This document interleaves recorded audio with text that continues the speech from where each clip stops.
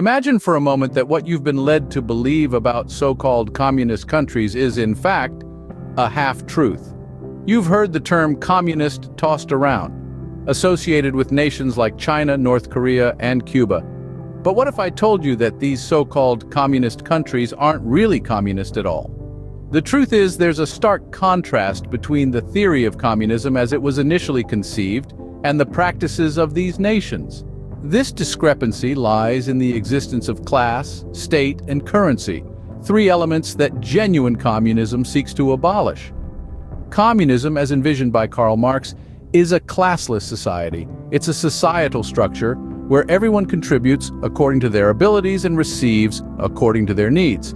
In theory, it's an egalitarian utopia. But take a look at these so-called communist countries.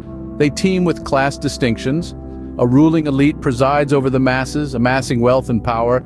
That's a far cry from the classless society Marx dreamt of. Furthermore, the state's existence is another deviation from the communist ideal. Communism is supposed to be stateless.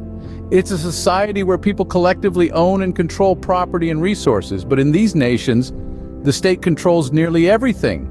It's not collective ownership, it's state ownership. The state is the ultimate authority, a clear contradiction to the communist doctrine. Finally, the presence of currency is another sign these countries aren't truly communist. Communism envisions a society free from the constraints of money. Goods and services are freely exchanged based on need, not monetary value. Yet in these nations, currency and the economy play a central role.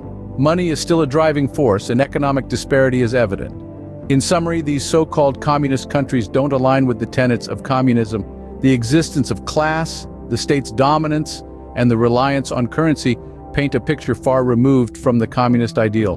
They may bear the label of communist, but the reality is a different story.